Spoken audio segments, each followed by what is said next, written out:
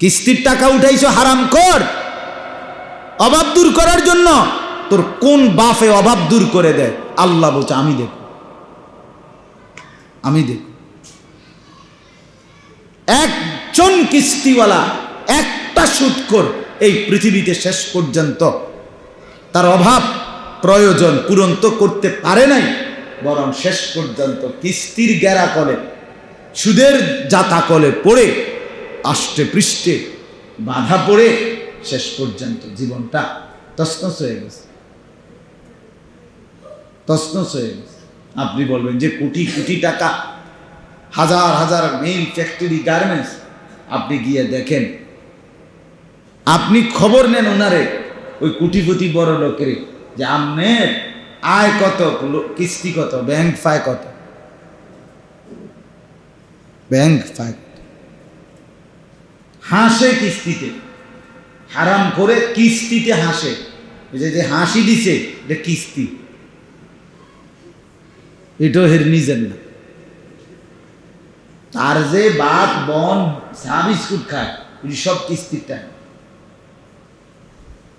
সব কিছুর পিছনে।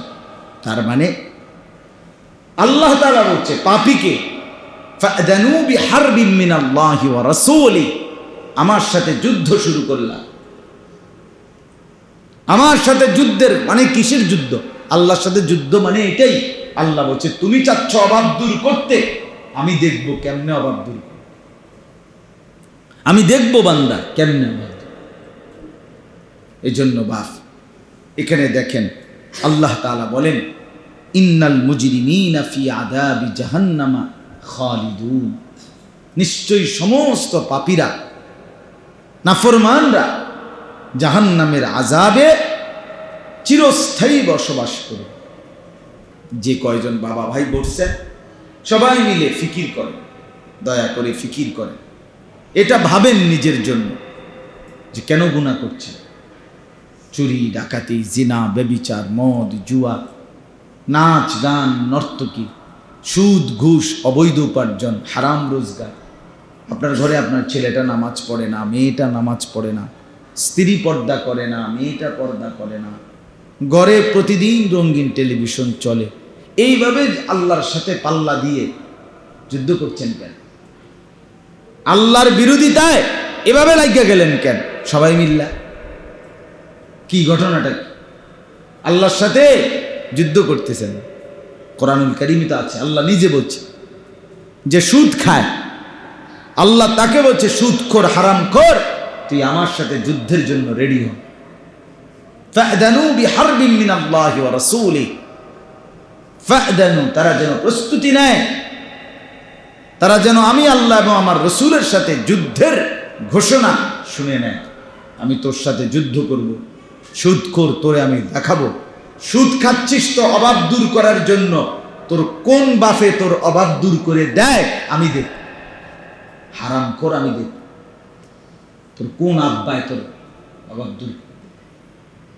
ইন উরিদু ইল্লাল ইসলাহ মাস্তাতাতু, কোরআনুল কারীমের মধ্যে আল্লাহ তাআলা ইরশাদ করেছেন, সমস্ত নবীরা তাদের জাতির লোকদেরকে আল্লাহর পথে ডেকে দিবানিশি এটাই বলতেন যে তোমাদের কাছে আমি আর কিছুই চাই না, শুধু একটাই, ইল্লাল ইসলাহ, তোমাদের সংশোধন।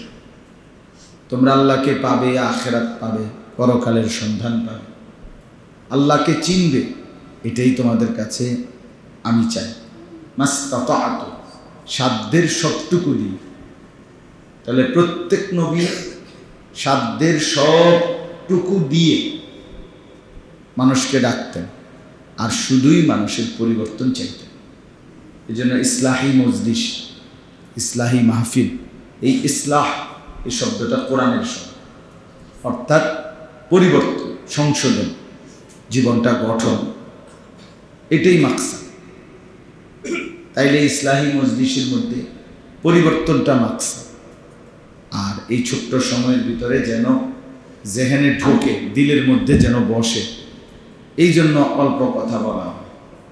রাসূলুল্লাহ সাল্লাল্লাহু আলাইহি ওয়াসাল্লাম হাদিসে পাকে ইরশাদ করেছেন, খায়রুল কালামি মা কাল্লা ওয়া দাল, সর্বোত্তম কথা হলো ওই কথা যে কথা পরিমাণে তো কম কিন্তু বুঝায় পূর্ণ, পূর্ণ বুঝায়। যা বুঝাইতে চাচ্ছে তা অল্প কথাতেই পূর্ণ বুঝায় ফেলছে।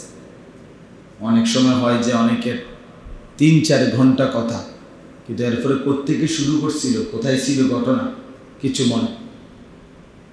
কিছুই খেয়াল নাই। তাইলে এরকম ইরান, তুরান, চীন, জাপান, একেবারে প্রশান্ত মহাসাগর, আটলান্টিক মহাসাগর ঘুরে আইলেন। আমি আইসা কোনখান থেকে শুরু করছেন ওইটার বিদ্যার স্টেশন, এইটাই আপনি ছিলেন না, মনে নেই। তাহলে এরকম হয়তো কোনো লাভ নেই। বরঞ্চ আমি যা বলতে চাচ্ছি তা যেন অল্প হয় কিন্তু পূর্ণাঙ্গ, পূর্ণাঙ্গ স্পষ্ট হয়, বিষয়টা যেন পুরা দিলে ঢুকে। এটাই ওয়াজ মাহফিলের মাকসাদ। হাদিসের মধ্যে আছে, সাহাবায়ে কেরাম নবী সাল্লাল্লাহু আলাইহি সাল্লামের ওয়াজ শুনলেন, শুনে জারাফাত মিনহাল উয়ুন ওয়া ওয়াজিলাত মিনহাল কুলুব, সাহাবীরা বলেন আমাদের চোখ থেকে পানি ঝরতে লাগলো এবং আমাদের দিল আল্লাহ তাআলার ভয়ে কাঁপতে লাগলো। তাহলে বোঝা গেল ওয়াজের পরে উচিত কি? ওয়াজের পরে উচিত খিচুড়ি না, ওয়াজের পরের মূল বিষয় হলো বিরিয়ানি, ওয়াজের পরের মূল বিষয় হলো কেনাকাটা, দৌড়ঝাঁপ, হই হুল্লোড় না। ওয়াজের মধ্যে, ওয়াজের পরে মূল মাকসাদ হওয়ার কথা আল্লাহর বান্দাদের চোখ দিয়ে পানি আসবে, দিল আল্লাহর ভয়ে কম্পমান, অন্তরের মধ্যে প্রেরণা জাগে, হায় কি করছি, কি করা উচিত। এটা যদি না জাগে, না আসে, তো কি লাভ? আল্লাহর কথা শুনেই কি লাভ, বলেই কি লাভ, আল্লাহর কথার আয়োজন করেই কি লাভ। এই জন্য স্বাভাবিকভাবে আমি অনেক আগ থেকেই দেখছি আমাদের শরীফ ভাই, তার আব্বা, সব সময় তাদের ভিতরে, আরো অনেকবারই আমি এই মসজিদে আসছি, এই একটা ফিকির কাজ করে যে ছোট্ট হোক, অল্প হোক, কিন্তু ধারাবাহিকভাবে আল্লাহর বান্দাদেরকে কিছু কিছু কথা শোনানো। শরীফ ভাইয়ের আব্বা আমার একটু আগে বললেন, এই ওই মাদ্রাসার রোমে যে হুজুর আপনি যতদিন বাঁচেন, যখনই সুযোগ পান, মাঝে মধ্যে 6 মাসে, 9 মাসে, 3 মাসে আমাদের এই মসজিদে একটু আইসেন, কিছু কথা বলি। এই যে ওনার একটা আকাঙ্ক্ষা, নেককার লোকের একটা আকাঙ্ক্ষা যে আমার কওমের লোকেরা আল্লাহর কথা শোনে। কোরআনুল কারীমের মধ্যে সূরা ইয়াসিনের মধ্যে আছে, পূর্ববর্তী এক জাতি, একজন লোক ওই জাতির ইমানদার, ইমান এনেছে, বাকিরা সব কাফের ছিল। তো এই সমস্ত কাফেররা একদিন তাদের নবীকে হত্যা করার জন্য ঘেরাও দিয়ে ফেলছে। তখন ওই একজন ইমানদার, মাত্র 3 জন নবীর অনুসারী, ওই একজন ইমানদার সমস্ত কওমের মোকাবেলায় ওই নবীদেরকে রক্ষা করার জন্য তাদের মোকাবেলায় দাঁড়াইয়া উনি তাদের কওমের লোকদেরকে বুঝাইতে শুরু করছে, ইয়া কওম ইত্তাবিউল মুরসালিন ইত্তাবিউ মান লা ইয়াসআলুকুম আজরান ওয়া হুম মুহতাদুন। ওই একজন ইমানদার তিনি পুরা জাতিকে বলতেছিলেন, হে আমার জাতি, তোমরা এই রাসূলদেরকে অনুসরণ করো, দেখো তোমরা এদেরকে কেন মানবা, এরা তো তোমাদেরকে দিবানিশি যা বলে তার থেকে তোমাদের কাছে পারিশ্রমিক চায়, এবং তারা নিজে যা বলতেছে সেই হেদায়েতের উপরে, সেই আমলের উপরে, ঈমানের উপরে তারা তো নিজেরাও চালু আছে, তোমরা কেন তাদেরকে অনুসরণ করবে? এইভাবে উনি একজন মুমিন কিন্তু বলতে থাকছে, বুঝাইতেছিলেন। হঠাৎ করে কওমের লোকেরা এবার এই নবীদের এই অনুসারী একজন মুমিন হাবিবে নাজ্জার, তাকেই সবাই ঘেরাও দিয়ে ধরে এবার মারতে শুরু করছে। মারতে মারতে ওনাকে শহীদ করে ফেলছে, মেরেই ফেলছে। এই যখন একদম মেরেই ফেলে, যখন ওনার জান কবজ হবে, তার আগ মুহূর্তে আল্লাহর কুদরতে আল্লাহর ফেরেশতারা ওনার জান্নাতটা ওনার সামনে এসে তুলে ধরছে, এবং ফেরেশতারা বলছে, কিলা দুখুলিল জান্নাহ, হে আল্লাহর বান্দা আপনি এক্ষুনি জান্নাতে ঢোকেন। তখন আমার বলার উদ্দেশ্য ছিল এই কথা, যে একজন ইমানদার, তার জাতি তাকে মারতে মারতে মেরে ফেলছে, শহীদ হয়ে যাচ্ছে, কিন্তু তখনও তিনি বললেন এরাই মারতেছে, কিন্তু এই মানুষগুলোর ব্যাপারে উনি বললেন ক্বালা ইয়া লাইতা কওমি ইয়ালামুন, হায় আমার জাতি, তারা যদি বুঝতো বিমা গফারা লি রব্বি, আমার আল্লাহ আমাকে পুরোপুরি মাগফিরাত ক্ষমা করে দিয়েছে।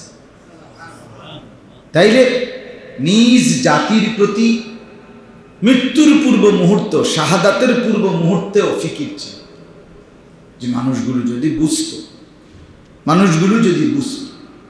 ইয়া লাইতা কওমি ইয়ালামুন, হায় আমার জাতি, তারা যদি বুঝত।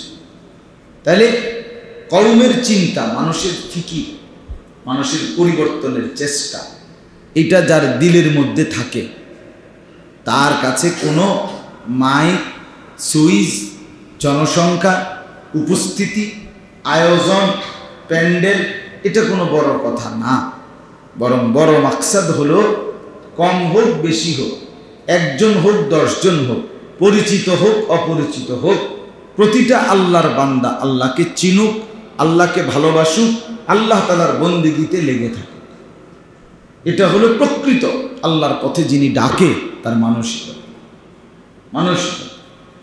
এই জন্য দয়া করে আমরা প্রত্যেকেই এটা ভাবতে হবে, প্রত্যেকেই এটা ফিকির করতে হবে যে আমাদের সংশোধন দরকার। আর সংশোধনের জন্য অবশ্যই নিজস্ব বুদ্ধিতে, নিজের বুদ্ধি, মোবাইলের বুদ্ধি, ফেসবুক থেকে নেওয়া অথবা সমবয়সী বন্ধুদের পরামর্শে নিজেকে গঠন করা, এটা দিয়ে হবে না। সাফ কথা। সমবয়সী বন্ধুর সাথে চলে সভ্য, ভদ্র, রুচি সম্পন্ন মানুষ, উন্নত আখলাকওয়ালা মানুষ হবে না। মনের ইচ্ছা মতো চললে হবে না। সারাক্ষণ মোবাইল নিয়ে ব্যস্ত থাকলে হবে না। সারাক্ষণ দুনিয়ার উপার্জন, চাল ডাল ভাত মাছ তেল সাবান, এগুলো নিয়ে ব্যস্ত হয়ে গেলে হবে না। আপনাকে বরং আখিরাতের পথ পাওয়ার জন্য কোনো হক্কানি, রব্বানি, মুত্তাকি, আল্লাহওয়ালা, নেককার কোনো বুজুর্গের সান্নিধ্যে আসা যাওয়া করতে হবে।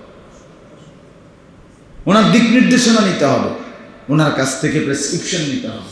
তারপরে জীবনের পরিবর্তন, জীবনের সৌন্দর্য আসে। আর নয়তো এমনি যখন ওয়াজ শুনি তো শুনি, হুজুররা হুজুরদের পথে, আমরা আমগো পথ। হুজুররা হুজুর মানুষ, আমরা সাধারণ মানুষ। ওনারা আলেম মানুষ, আমরা জেনারেল মানুষ। এই সব বলে বলে নিজেদেরকে আলাদা করে করে, বিচ্ছিন্ন করে করে দুনিয়াতে না আপনি চললেন বুদ্ধিমান, কিন্তু কবরে কেমনে চলবেন বলেন না? চালাক মিয়া, এখন না খুব চালাক মনে করতেছেন নিজেকে, যে দুনিয়া খুব চালাক। আপনার নেতা আছে, আপনার কর্মী আছে, আপনার দল আছে, আপনার পার্টি আছে, শক্তি আছে, সম্পদ আছে, মাল আছে, ব্যাংক ব্যালেন্স আছে, এগুলো। এরপরে খবরে কি বলবেন? আসলে ময়দানে কি বলবেন? فإذا نفخ في الصور فلا أنساب بينهم يومئذ ولا يتساءلون। আল্লাহ তাআলা বলেন, ইসরাফিল যখন ফু দিবে, কিয়ামতের মাঠ যখন কায়েম হবে, তখন কেউ কাউকে বংশের কোনো পরিচয় দিবে না। ওয়ালা ইয়াতাসাআলুন, কেউ কাউকে কিছুই জিজ্ঞেস করবে। তো কি হবে তাহলে? আল আখিল্লাউ ইয়াওমাইদিন বা'দুহুম লিবা'দিন আদু ইল্লাল মুত্তাকিন। আল্লাহ তাআলা বলে, কিয়ামতের দিন ঈমান আমলের বন্ধুত্ব ছাড়া, নেক কাজের সম্পর্ক ছাড়া বাকি যত বন্ধুত্ব, সমস্ত বন্ধুরা একে অপরের দুশমন হয়ে যাবে। সরাসরি কথা আল্লাহ তাআলা বলছে। তাইলে বোঝা গেল আল্লাহ তাআলার এই কথার দ্বারা যে আজকে আমরা যেই সম্পর্ক ভাবি এগুলো থাকবে না, নেক কাজের সম্পর্ক না হলে। আপনাদের কাছে এই জন্য অনুরোধ করলাম, 1 নম্বর কথা হলো ইসলাহ, সংশোধন আমাদের দরকার। 2 নম্বর হলো সেই সংশোধন একাকী হবে না, নিজের বুদ্ধিতে হবে না, বরং কোনো আল্লাহওয়ালা হক্কানি রব্বানি মুত্তাকি ওলামায়ে কেরামের কাছে নিয়মিত নিজেকে আসা যাওয়া করতে হবে, পছন্দ করতে হবে, সম্পর্ক রাখতে হবে। নিজের প্রয়োজন পূরণের জন্য, নিজের যে কোনো ব্যক্তিগত প্রয়োজন পূরণের জন্যই শুধু কোনো আলেম, কোনো দিনদার, কোনো আল্লাহওয়ালা, কোনো মুত্তাকির কাছে যাওয়া, এটাও ঠিক না। এটাও ঠিক। উনি একটা তাবিজ দিলে আমার ব্যবসায় উন্নতি হবে, উনি একটা ফুঁ দিয়ে দিলে আমার বেডির সিজারটা তাড়াতাড়ি হবে, উনি একটা ফুঁ দিয়ে দিলে আর অ্যাক্সিডেন্ট হবে না। এগুলো তো সব দুনিয়াবি খরচ, এগুলো তো দুনিয়াবি চাওয়া পাওয়া। আখেরাত কোথায়? আখেরাত কোথায়? সাহাবায়ে কেরাম সকলেই নবী সাল্লাল্লাহু আলাইহি সাল্লামের কাছে গেছেন দুনিয়া পাওয়ার জন্য, আখেরাতের জন্য। আর যখনই আখেরাতের সন্ধান পাইছেন, সাথে সাথে বলে উঠছেন, ফুস্তু রব্বিল কাবা, কাবার রবের কসম আমি কামিয়াব হয়ে গেলাম। আমরা কিতাবে পড়ছি অসংখ্য সাহাবী শহীদ হওয়ার পূর্ব মুহূর্তে যখন শহীদ হচ্ছেন যুদ্ধের ময়দানে আল্লাহর রাস্তায়, শত্রুর তরবারির আঘাতে যখন সারা দেহ রক্তাক্ত, তখন অসংখ্য সাহাবী এই কথাটা মুখে বলতেন, ফুস্তু রব্বিল কাবা, কাবার রবের কসম আমি কামিয়াব হয়ে গেলাম, সফল হয়ে গেলাম, কৃতকার্য হয়ে গেলাম। এই যে বিষয়টা ওনারা ভাবতেন, এটা জীবন দিয়ে দেওয়া সফলতা, আল্লাহর জন্য নিজেকে সঁপে দেওয়া, এটা সফলতা। আল্লাহর বন্দেগীর মধ্যে ডুবে যাওয়া, এটা সফলতা। এক ওয়াক্ত নামাজ না ছোটা, এটা সফলতা। যুদ্ধ জিহাদ ফি সাবিলিল্লাহ না ছোটা, এটা সফলতা। এই জন্য সফলতা, কৃতকার্যতা, এটা আমরা এটা বোঝা উচিত। আপনাদেরকেও বললাম, আমরাও বুঝলাম, সবাই মিলে ভাবি আমাদের জিন্দিগির হিসাব কিতাব, রাত দিন, সকাল দুপুর, আয় রোজগার সব কিছু আল্লাহ এবং তার রাসূলের মর্জি অনুপাতে চলা, এটাই আমাদের কাছে আল্লাহর চাওয়া, এটাই আমাদেরকে বানানোর সার্থকতা, আমাদের সৃষ্টির উদ্দেশ্য। ইয়াবুদুন ইবাদত, আল্লাহ তাআলার বন্দেগী আমাদেরকে বানানোর উদ্দেশ্য। এই জন্য প্রিয় ভাই আমার, বাপ আমার, বন্ধু আমার, দয়া করে প্রত্যেকে নিজের সংশোধনের ফিকির করে। আর এই সংশোধন কোনো ওলামায়ে কেরামের তত্ত্বাবধানে, কোনো আল্লাহওয়ালা নেককার মানুষের সোহবতে, তারপরে নিজের সংশোধন। আপনি একা পারতেন, আপনার ভিতরে হিংসার রোগ আছে, এটা আপনি নিজে নিজে চেষ্টা করে সরাই রাখতেন, চেষ্টা করে পারতেন। আপনার ভিতরে পরের গীবত করার বদভ্যাস আছে, এটা আপনি বললেই নিজে নিজে সরাইতে পারতেন। আপনার ভিতরে প্রচণ্ড অহংকার আছে, এটা আপনি বললেই নিজে নিজে সরাইতে পারতেন। আপনার ভিতরে প্রচণ্ড বদরাগ, মানে খুব বদমেজাজ, এটা আপনার ভিতরে আছে। আপনি কথায় কথায় প্রচণ্ড রাগ হয়ে উত্তেজিত হয়ে যান, মনে করেন, তাহলে এটার চিকিৎসা আছে। বুজুর্গ ওলামায়ে কেরাম এগুলোর কি করে? চিকিৎসা করে। দুনিয়ার ডাক্তাররা যেমন চিকিৎসা করে, ওনারাও ওনাদের আন্দাজে চিকিৎসা করে। তাহলে এই সমস্ত রোগ ব্যাধি অন্তরের যেগুলো, এগুলোর সংশোধন দরকার, এগুলোর ইসলাহ দরকার, এগুলোর পরিবর্তন দরকার। আর এর জন্য একজন আলেম দ্বীন, উপযুক্ত রাহবার, পথ প্রদর্শক জীবনের দরকার। যত মানুষ নিজের মতো চলে, যুবক বলেন, বুড়া বলেন, নিজের মন, এই মানুষদের জীবনে কোনো শৃঙ্খলা নাই। নমাজও পড়ে, বিড়িও খায়, মানে এটা তো একটা শৃঙ্খলা হল, বুঝলেন না? নামাজও পড়ে, চা দোকানে টেলিভিশনও দেখে, নর্তকীর নাচও দেখে। নামাজও পড়ে, আবার গেটের বাইরে গিয়ে এমন গালি দেয়, গালির লগে মাটির তলে সাপ উঠে যায়, এমন ডাকায়। হ্যাঁ, নামাজও পড়ে, ওজনেও কম দেয়। নামাজও পড়ে, আপনার সুদ, ঘুষ, কিস্তি, লোন এগুলো দিচ্ছে প্রতিনিয়ত। তাহলে বোঝা গেল পরিবর্তন নিজের একা একা হয় না, হবে না একা একা। কোনো আল্লাহওয়ালা মুত্তাকি কারো আপনার মাথার উপরে কারো ছায়া থাকতে হবে, আপনার অনুভূতিতে থাকতে হবে, বিবেকের মধ্যে এটা থাকতে হবে যে আমাকে অমুকের কাছে হিসাব দিতে হবে। তাইলে জীবন সুন্দর হয়, আখলাক সুন্দর হয়। এজন্য জীবন চলার পথে সংশোধন আমাদের প্রত্যেকের দরকার। আর এর জন্য উপযুক্ত জীবন্ত মুত্তাকি আলেমের সাহচর্য আমাদের দরকার। একবারে জওয়ানদেরও বুড়োদের, 90 বছরের বুড়া আপনি বলেন আমি আর কি করবো, আমার বয়স শেষ, আমি আর করার কি আছে? আপনি তো করার কিছু নেই, আপনি এখনো বিড়ি খান কেন? আপনি না বলে কিছুই করার নাই? আপনি এখনো চা দোকানে বসেন কেন? আপনি এখনো নাচ গান দেখেন কেন? এখনো আপনি কথায় কথায় গালি দেন কেন? এখনো টেলিভিশনের সামনে বসেন কেন? আপনার না বলে কিছুই করার নাই, তাহলে এগুলো করতেছেন অন্যায়, অপরাধ, পাপ, এর অর্থ কি? এই জন্য দয়া করে আমরা প্রত্যেকে এটা বুঝতে হবে, আমাদের সংশোধন দরকার। আর আমাদের সংশোধন আমরা নিজের বুদ্ধিতে করতে পারবো না। সংশোধনের জন্য সংশোধনকারী কোনো মুসলিহ, কোনো আল্লাহওয়ালা, কোনো মুত্তাকি, কোনো আল্লাহ ভীরু, তার প্রিয় বান্দা লাগবেই না। এটাই যুগ যুগ ধরে নিয়ম। সাহাবায়ে কেরাম নিজেদেরকে সংশোধন করেছেন রাসূলুল্লাহ সাল্লাল্লাহু আলাইহি ওয়াসাল্লামের সামনে। তাবিঈন, সাহাবীদের পরবর্তীরা নিজেদেরকে সংশোধন করেছেন সাহাবীদের সামনে। এইভাবেই সিরিয়া আমরা আমাদের উস্তাদদের কাছে শিখছি, আমাদের উস্তাদরা ওনাদের উস্তাদদের কাছে শিখছে, ওনারা ওনাদের উস্তাদদের কাছে শিখছে। এভাবেই রাসূলুল্লাহ সাল্লাল্লাহু আলাইহি ওয়াসাল্লাম পর্যন্ত আমাদের মাদ্রাসার সমস্ত পড়ালেখার সনদ রাসূলুল্লাহ সাল্লাল্লাহু আলাইহি ওয়াসাল্লাম পর্যন্ত আছে।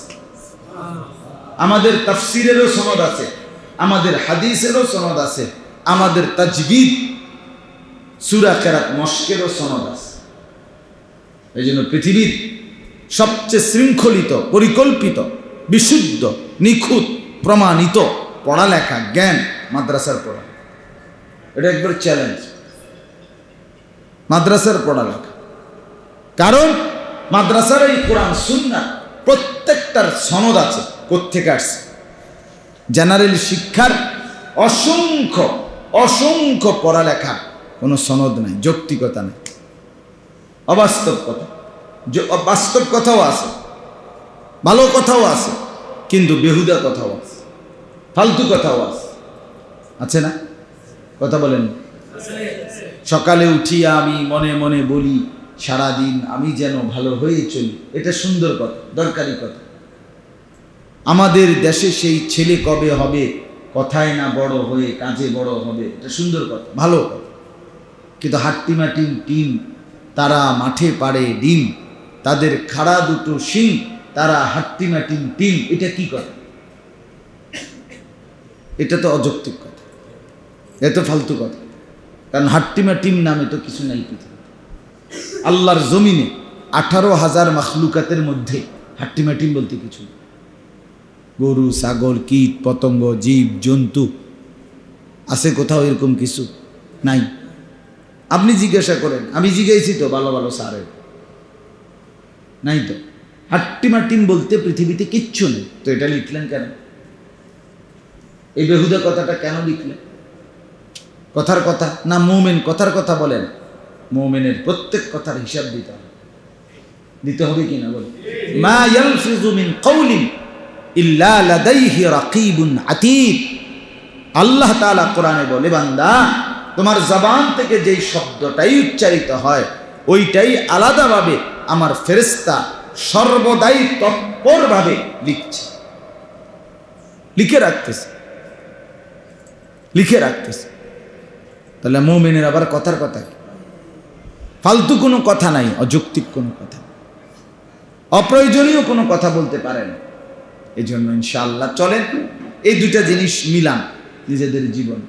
1 নম্বর হলো আমাদের সংশোধন দরকার, 2 নম্বর হলো সংশোধনের জন্য উপযুক্ত একজন আল্লাহওয়ালা, মুত্তাকি, দিনদার, আলেমে দ্বীন, তার সান্নিধ্য, তার সোহবত, তার সাহচর্য দরকার।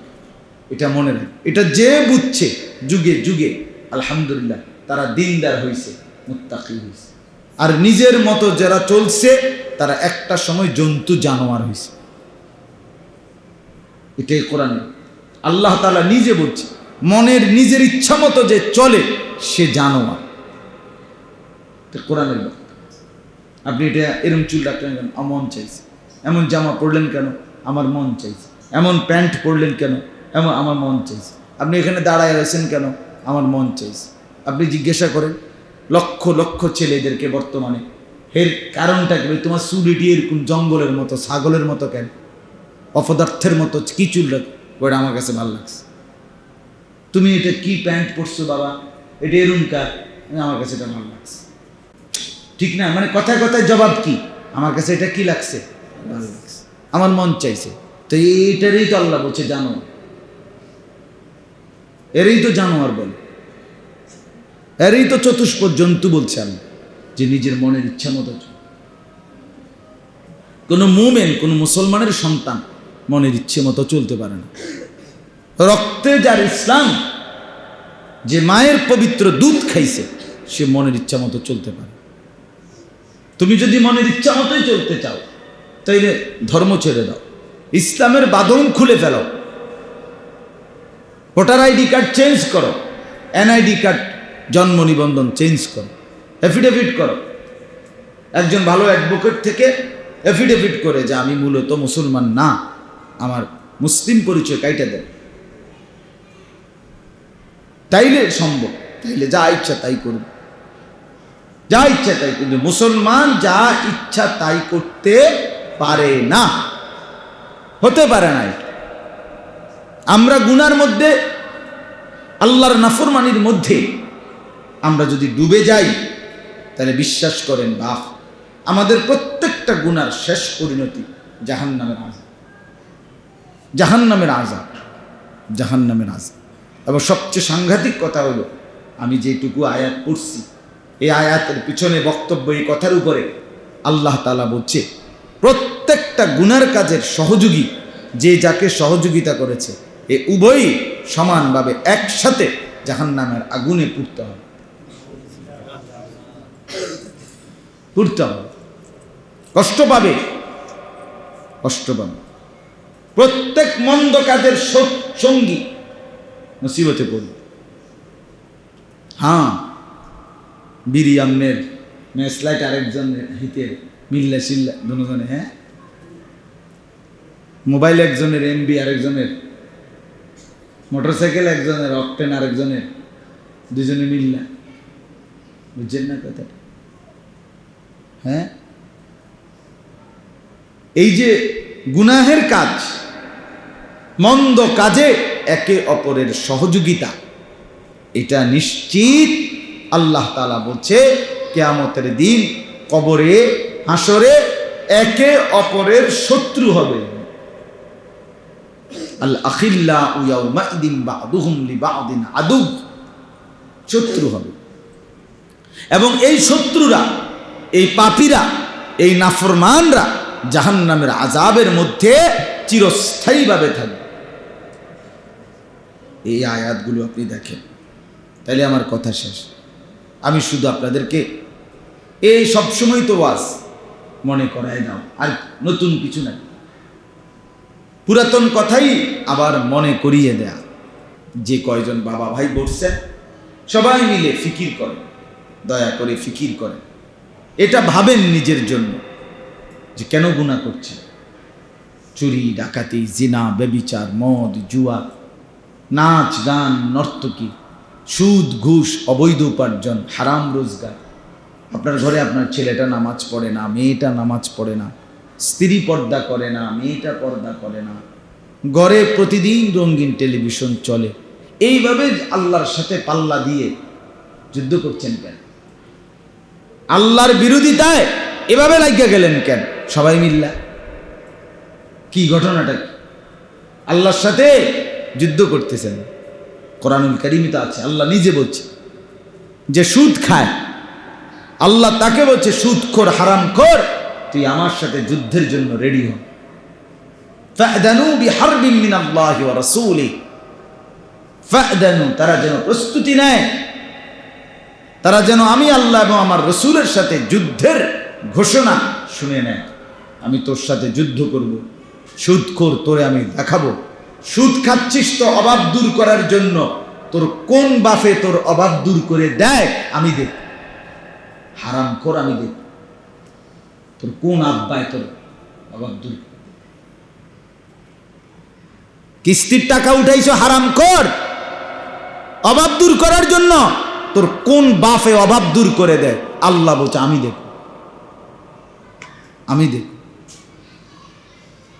একজন কিস্তিওয়ালা, একটা সুদখোর এই পৃথিবীতে শেষ পর্যন্ত তার অভাব প্রয়োজন পূরণ তো করতে পারে নাই, বরং শেষ পর্যন্ত কিস্তির গেরা কলে, সুদের জাতা কলে পড়ে আষ্টে পৃষ্ঠে বাধা পড়ে শেষ পর্যন্ত জীবনটা তছনছ হয়ে গেছে,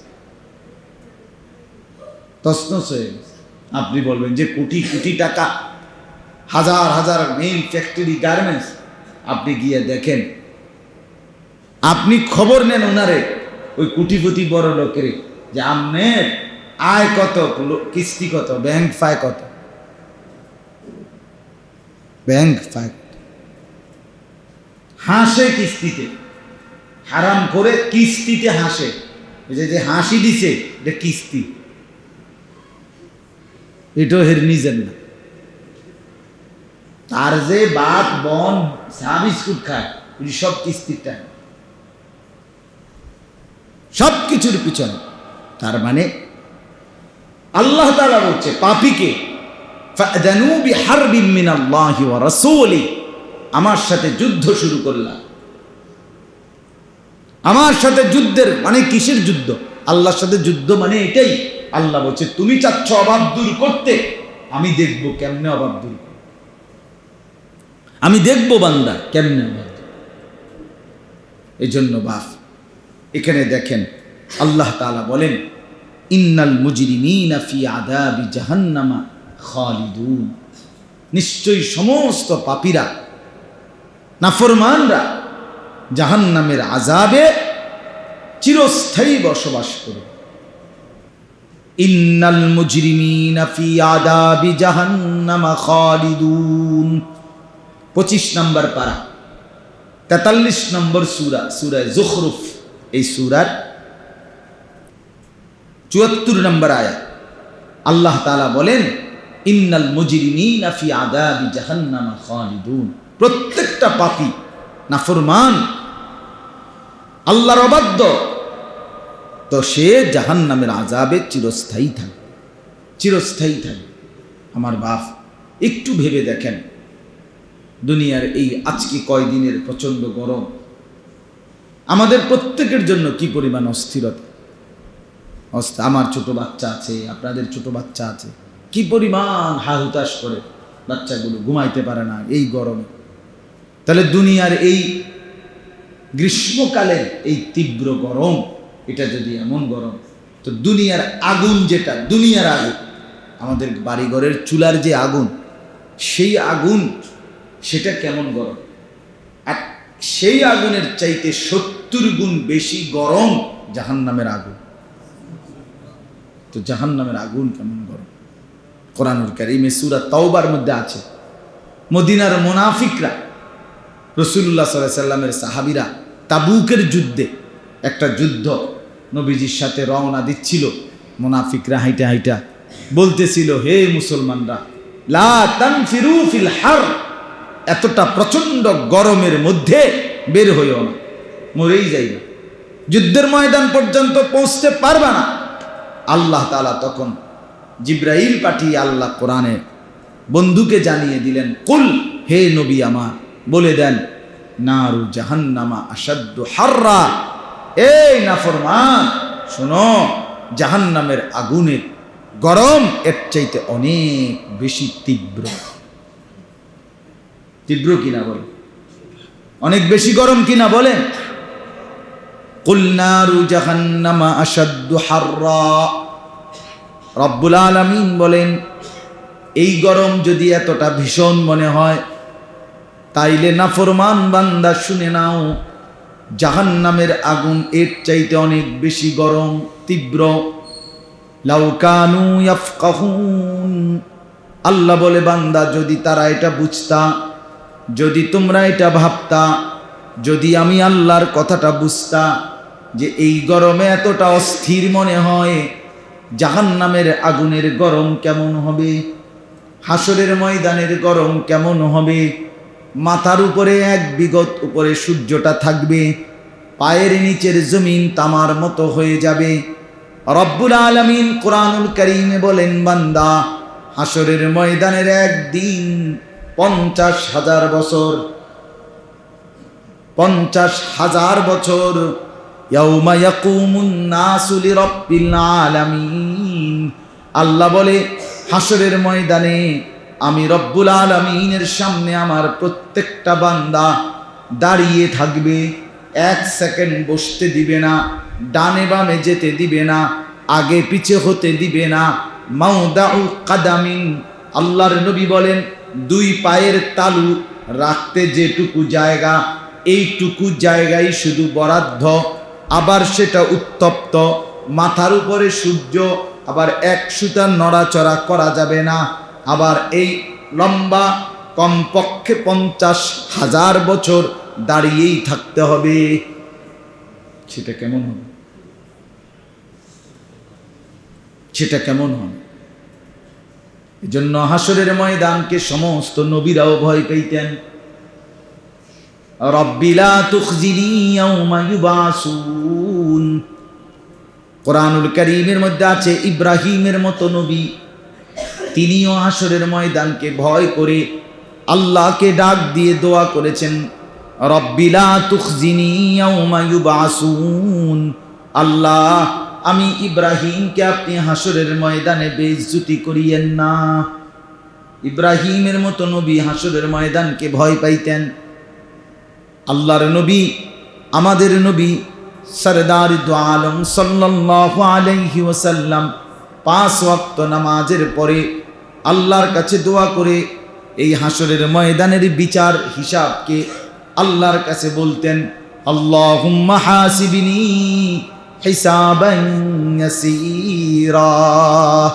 এটার অর্থ কিন্তু এক বচন, অর্থ এক বচন, বহু বচন না। আল্লাহর নবী বলতেন, আল্লাহ আমি মুহাম্মদের হিসাব হাসরের ময়দানে আপনি সহজ করে দিয়েন। নিজের জন্য বলতেন, আল্লাহুম্মা হাসিবনি হিসাবান ইয়াসীরা।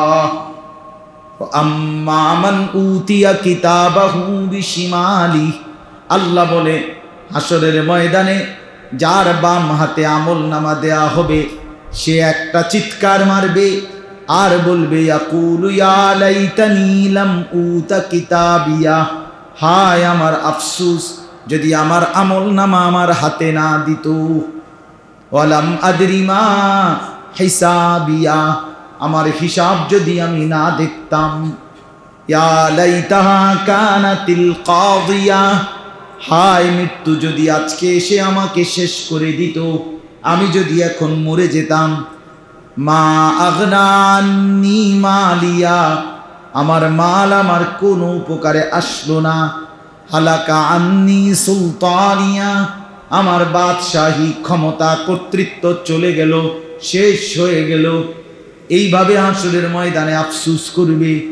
ইয়াবদ্দুল মুজরিমু লাউ ইয়াফতাদি বিবানি, আল্লাহ বলে প্রত্যেকটা পাপী হাসরের ময়দানে নিজের ছেলে, সন্তান, স্ত্রী, কন্যা, পরিবার, ওমান ফিল আরদি জামিআ, গোটা পৃথিবী দিয়ে দিয়ে সবটার বিনিময়েও নিজেকে জাহান্নামের আগুন থেকে বাঁচাইতে চাইবে। বলবে, আল্লাহ সবটা দুনিয়া নিয়ে নেন, বিনিময়ে আমাকে বাঁচিয়ে দেন। কোরআনের আয়াত, সবগুলো কোরআনের আয়াত। এজন্য বন্ধু আমার, ইন্নাল মুজরিমিনা লাফি আযাবি জাহান্নামা খালিদুন, আল্লাহ বলে প্রত্যেকটা নাফরমান পাপী কেন নামাজ ছুটে গেল, কেন যাকাত ছুটে গেল, কেন রোজা ছুটে গেল, দিনের পর দিন, মাসের পর মাস ফজরের নামাজ কেন পড়তে পারলেন না? কেন?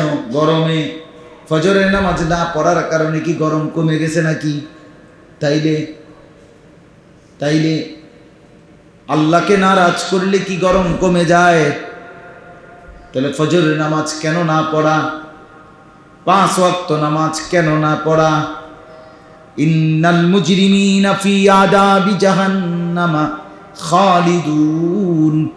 এরপরে আল্লাহ বলেন লা ইউফাত্তারু আনহুম, একে তো অনন্তকাল জাহান্নামের আগুনে জ্বলবে, লা ইউফাত্তারু আনহুম, এক সেকেন্ডের জন্য বিরতি মিলবে না। এটার অর্থ লা ইউফাত্তারু আনহুম। কোরআনুল কারীমের মধ্যে আছে বাপ, জাহান্নামী নাফরমান লক্ষবার কোটিবার আল্লাহকে বলবে, আল্লাহ আমারে একটু সময়ের জন্য বিশ্রাম দেন, 24 ঘন্টায় 10টা মিনিট বিরতি দেন, আল্লাহ 10টা মিনিট আমাকে ছেড়ে দেন। এমন ভীষণ আযাব, এমন ভীষণ আগুন আমি মাওলা সইতে পারছি না। আল্লাহ বলে লা ইউফাত্তারু আনহুম, এক সেকেন্ডের জন্য বিরতি দেয়া হবে না। অহুম ফীহি মুবলিসুন। এরপরে আল্লাহ বলে জাহান্নামী অনন্তকাল জাহান্নামের মধ্যে বিষণ্ণ মলিন চেহারা নিয়েই থাকবে, এক সেকেন্ডের জন্য ওই চেহারায় কোনোদিন হাসি ফুটবে না, আর কোনোদিন হাসবে না। হযরত আব্দুল্লাহ ইবনে আব্বাস রাদিয়াল্লাহু তাআলা আনহুমা বলেন, ইন্নামাদ দুনিয়া কালিল, শোনো দুনিয়াবাসী, দুনিয়া সামান্য, ফালিয়াদহাকু ফিহা মা শাউ, অতএব যেটুকু মন চায় দুনিয়ায় হেসে নাও। ফাইদান কাতাআতিদ দুনিয়া, যখন দুনিয়া শেষ হয়ে যাবে, ওয়াসারু ইলাল্লাহ, আল্লাহর কাছে ফিরে যাবে, ফালিয়াস্তানিফুল বুকা, তখন শুধুই কান্না শুরু হবে, লা ইয়ানকাতিউ আবাদান, এক সেকেন্ডের জন্য সেই কান্না আর শেষ হবে না। এজন্য আল্লাহ বলেন ওয়াহুম ফীহি মুবলিসুন, পাপীর চেহারা মলিন থাকবে, জাহান্নামীর চেহারা মলিন থাকবে। ওয়ামা যালামনাহুম ওয়ালাকিন কানু হুমুজ যালিমিন। এরপরে আল্লাহ নিজে জাহান্নামী বিকট চিৎকার করবে, কান্নাকাটি করবে, একটু সময়ের বিরতি চাইবে। আল্লাহ তখন বলবে, না বান্দা, বিশ্বাস করো বান্দা, আমি কিন্তু তোমার উপরে জুলুম করি নাই, আমি কিন্তু ঠিক ঠিক সময় দিছি। ফজরের নামাজ 4 রাকাত, 2 ওয়াক্ত ছিল প্রায় 1 ঘন্টার বেশি। জোহরের নামাজ তো 10 রাকাত 12 রাকাত, কিন্তু ওয়াক্ত ছিল 2-2.5 ঘন্টার চাইতেও বেশি। এতক্ষণ লাগে না? লাগে। আসরের নামাজ তো ছিল 4 রাকাত, সময় তো ছিল 1.5 ঘন্টার মতো। এত সময়টা তো আসর পড়তে লাগে না, তাহলে আমি জুলুম করলাম কই? আমি আল্লাহ জুলুম করলাম কই? আমি তো সময় দিয়েছি। 8টা বাজে এশার আজান হয়, রাত 12টা পর্যন্ত স্বাভাবিকভাবেই নামাজ পড়া যায়, তাহলে আমি জুলুম করলাম কই? জন্য আল্লাহ বলবেন, আমি সময় দিয়েছি, সুযোগ দিয়েছি, হায়াত দিয়েছি, বুঝ দিয়েছি, দিল দিয়েছি, দিমাগ দিয়েছি, বুঝাইবার মতো লোক পাঠিয়েছি, আলেম, ইমাম, খতিব, ওয়াইজ, বক্তা, আল্লাহওয়ালা, বুজুর্গ, বিভিন্ন রকম মানুষ পাঠিয়েছি। সব ইন্তজাম আমি করেছি বান্দা। ওয়ালাকিন কানু হুমুজ যালিমিন, বরং নাফরমান, তারা নিজেরাই নিজেদের উপরে জুলুম করেছে। ঠিক কিনা বলে? আমরাই জুলুম করেছি, আমরাই ভুল করেছি। আল্লাহ আমাদের উপরে কি করে নাই? হ্যাঁ। এবার একটা জিনিস দেখেন, এতটুকু তো বুঝলেন যে জাহান্নামীর সাথে আল্লাহ তাআলার সরাসরি কথাবার্তা শেষ, সরাসরি আল্লাহ তাআলা জবাব দিবেন। জাহান্নামী একটু বিরতি চাইবেন, আল্লাহ বলবেন, না আমি বিরতি দেব না, তুমি জুলুম করছো, আমি জুলুম করি না, তুমি সময়টাকে নষ্ট করেছো বান্দা। এইবার জাহান্নামী নিরাশ হয়ে, এইবার জাহান্নামের ফেরেশতা, জাহান্নামের যত ফেরেশতা, জাহান্নামের দায়িত্বে এদের লিডার যেই ফেরেশতা, ওনার নাম হলো মালিক ফেরেশতা। কি নাম? এই মালিক ফেরেশতাকে জাহান্নামী এবার ওই ফেরেশতাকে ডাক দিবে, ওই ফেরেশতা মালিককে ডাক দিবে। এই যে এখানে আছে, ওয়ানাদাউ ইয়া মালিকু, জাহান্নামীরা ডাক দিবে হে মালিক, ওই ফেরেশতাকে, হে মালিক, লিয়াকদি আলাইনা রাব্বুক। ওহো, জাহান্নামী তখন ওই ফেরেশতা মালিককে বলবে, হে মালিক, আল্লাহর দোহাই তোমার রব। এবার কথা উল্টায় ফেলবে, নিজের রব না, বলছে তোমার যে খোদা আল্লাহ। ফেরেশতারে বলবে, ওনারে একটু বলো না আমাদেরকে একদম শেষ করে দিতে। লিয়াকদি আলাইনা রাব্বুক ইয়া মালিক, হে মালিক, বলো না তোমার আল্লাহকে আমারে একদম শেষ করে দিতে। আমি যে আর পারছি না, এতটা তীব্র আগুন আর সইতে পারছি না। আপনারে যদি একবারে প্রচন্ড গরমের মধ্যে আটকায় রাখে কেমন হবে? আপনি বলবেন যে দোস্ত প্রয়োজনে আমারে গলা টিপা মাইরা ফেল, আমারে গুলি কর, তারপরও আমারে এতটা কষ্ট দিস না, ধুকে ধুকে মারিস না।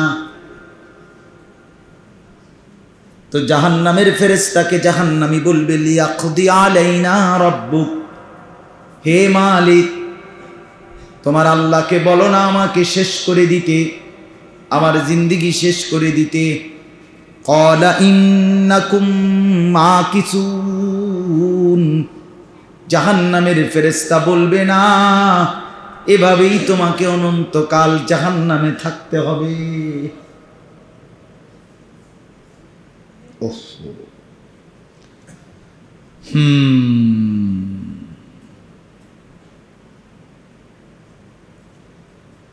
লাকাদ জিনাকুম বিল হাক্কি ওয়ালাকিন্না আকসারাকুম লিল হাক্কি কারিহুন।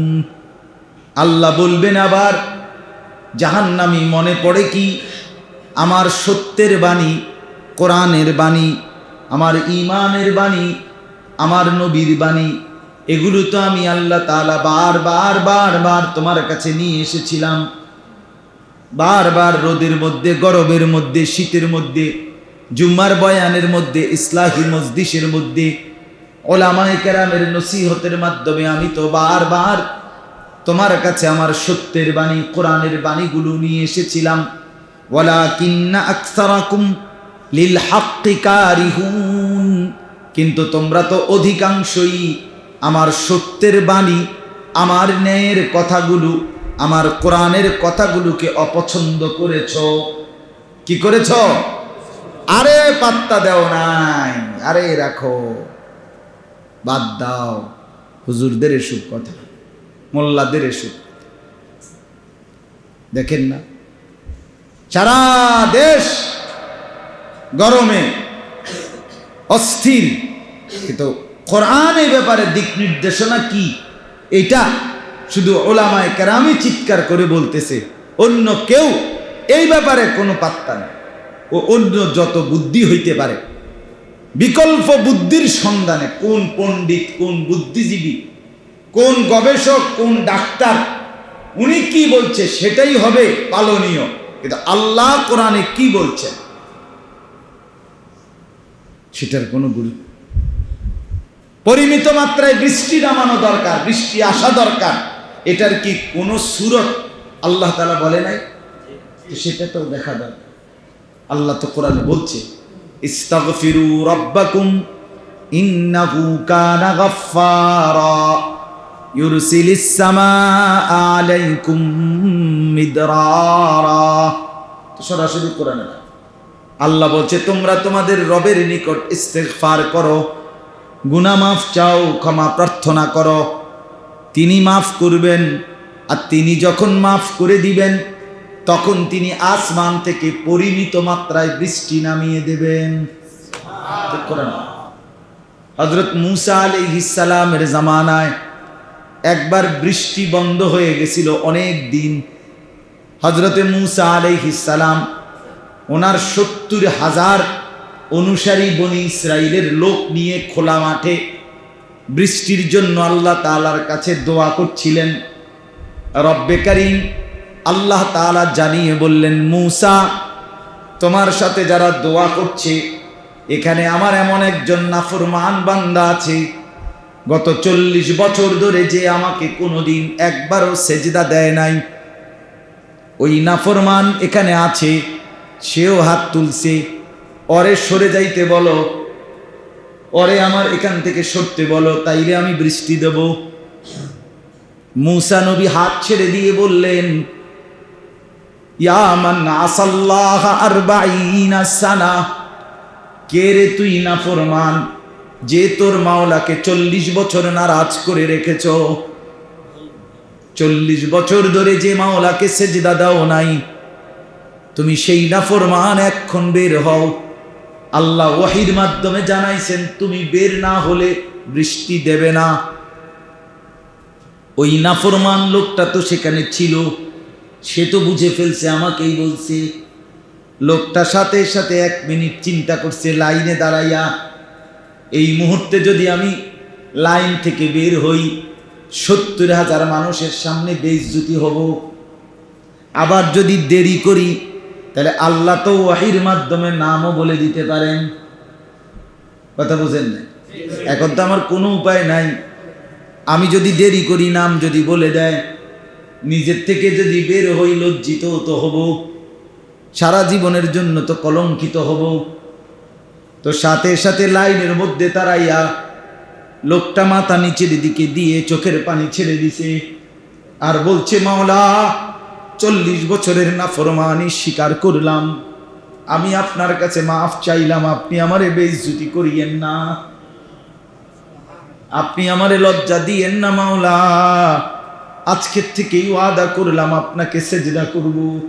সাথে সাথে বৃষ্টি নামছে। মূসা নবী বললেন, রব্বুল আলামিন, কোন লোক তো লাইন থেকে বের হয় নাই, বৃষ্টি নামলো কেন? আল্লাহ বললেন, মূসা, বন্ধ রাখছিলাম যার কারণে, এখন বৃষ্টি নামায় দিলাম তারই কারণে। ওর কারণেই বন্ধ রাখছিলাম, ওর কারণেই আবার চালু করে দিলাম। কারণ ওই মাথা নোয়ায় ফেলছে, ওই চোখের পানি ছেড়ে দিছে, ওই আমার কাছে মাফ চাইছে, আর আমি মাফ চাইলে ভীষণ খুশি হই। ইস্তাগফিরু রাব্বাকুম ইন্নাহু কানা গাফফারা ইউরসিলিস সামাআ আলাইকুম মিদরারা। এজন্য বাপ আল্লাহ তাআলা বলেন, চলো বান্দা, আমি কিন্তু সব সত্য সঠিক তোমার কাছে বলেছিলাম, তুমি পাত্তা দাও নাই। এবার আল্লাহ কি বলে দেখেন, আম আবরামু আমরান ফাইন্না মুবরিমুন। এটা সাংঘাতিক কথা, সবাই সজাগ তো না? এটা কি শেষ কথা? শেষ? এটা কিন্তু ভয়ঙ্কর কথা। আল্লাহ বলছে, এই নাফরমান, তোকে আমি বলছি, চ্যালেঞ্জ করলাম, আম আবরামু আমরান ফাইন্না মুবরিমুন। আল্লাহ বলছে, তুই আমার শাস্তি থেকে কেমনে বাঁচবি, এটা তোর ব্যবস্থা তুই কর, তোকে আমি শাস্তি দেব কি কি, আমার ব্যবস্থা আমি ঠিক করে ফেলছি।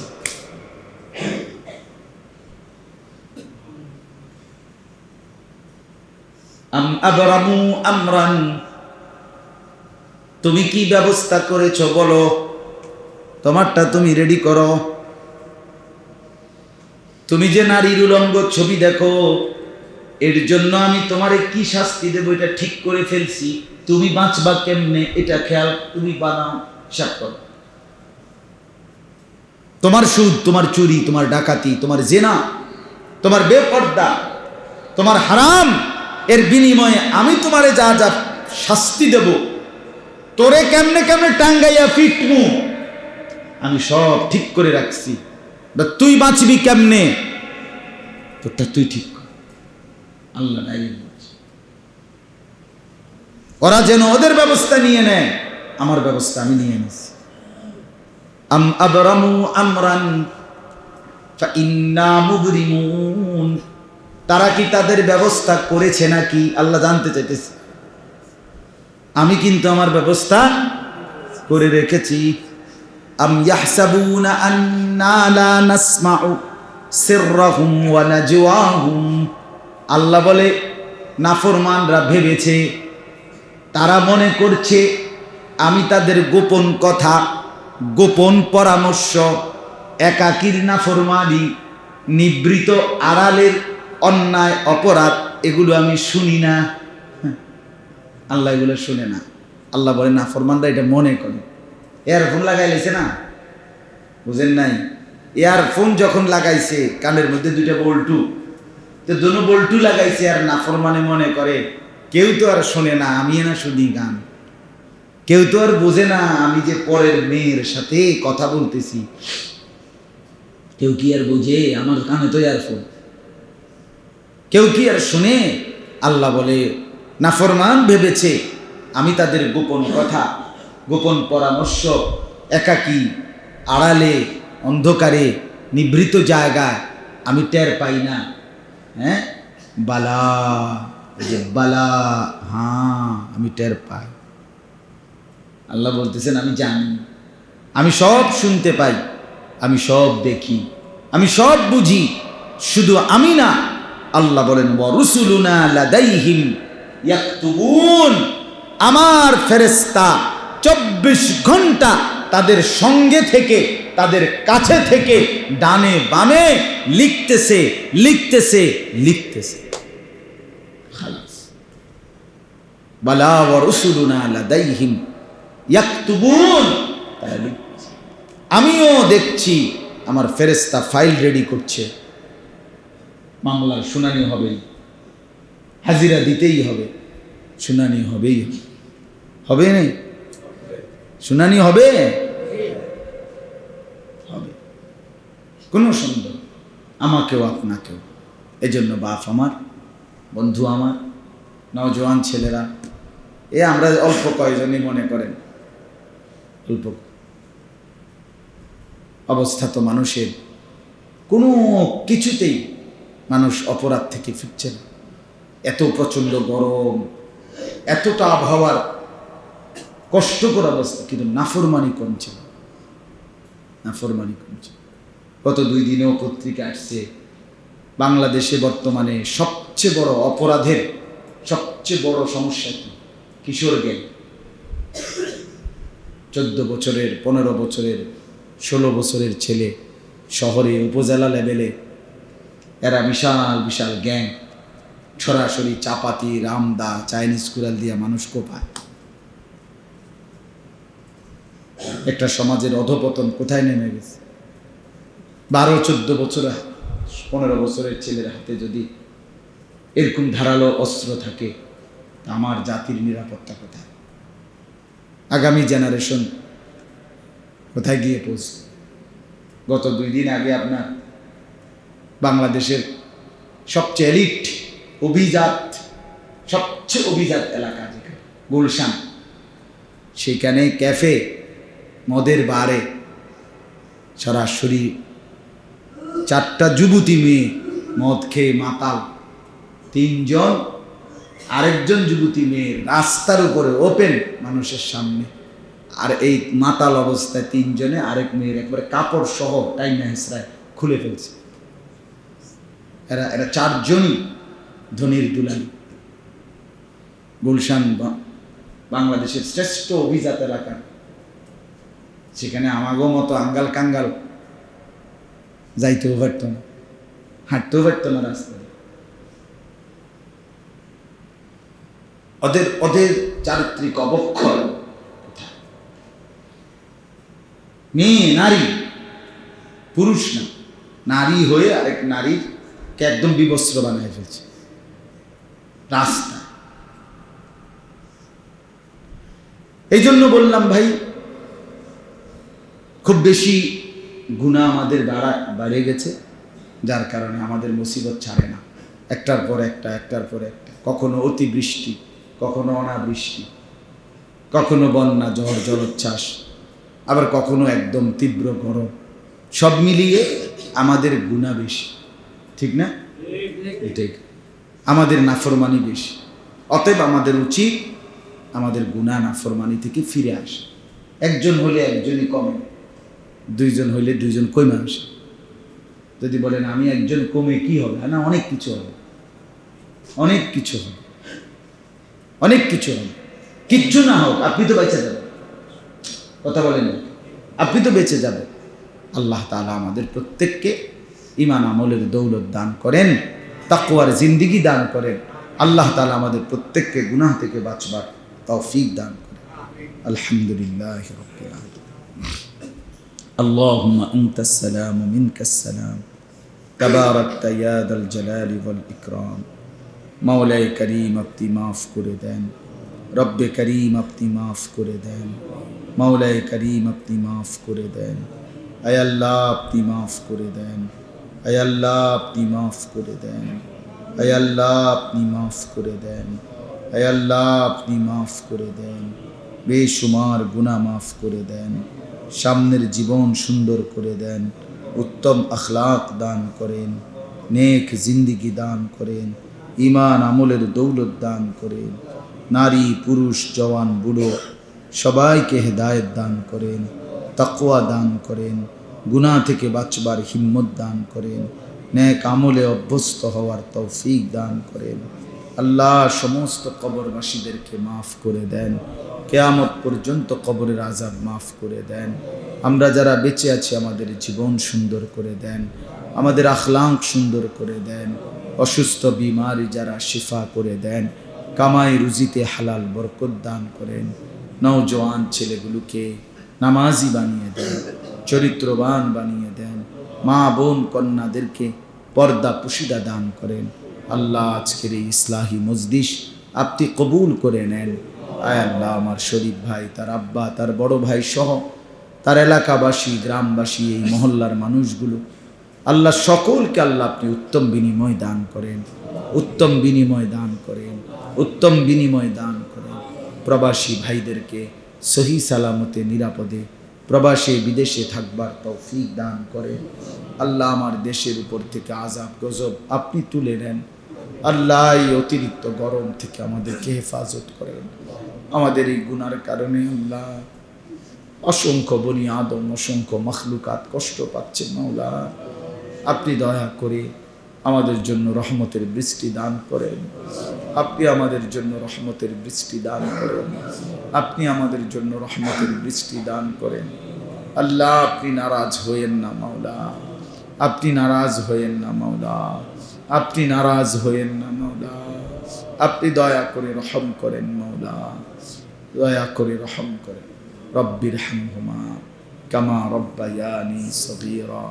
সুবহান রাব্বিকা রব্বিল ইজ্জাতি আম্মা ইয়াসিফুন ওয়া সালামুন আলাল মুরসালিন ওয়ালহামদুলিল্লাহি রাব্বিল